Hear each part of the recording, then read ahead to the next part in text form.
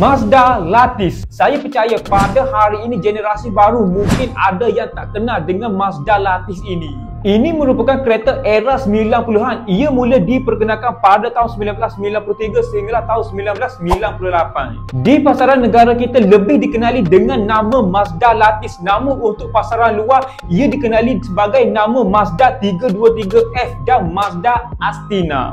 Jentera Mazda kendalian hadapan ataupun putaran tayar hadapan ini bukanlah sebagai sebuah kereta yang laju dalam kategorinya. Namun fokus Mazda pada masa ini semasa mengeluarkan Mazda Latis ataupun Mazda 323F ini adalah terhadap bentuk bodi ataupun desain yang dihasilkan untuk Mazda Latis ini. Ia boleh dikatakan desain yang agak unik pada era 90-an. Contohnya seperti 5 pintu hatchback coupe nampak ala-ala flashback. Ditambah pula dengan pintu frameless untuk 4 pintu.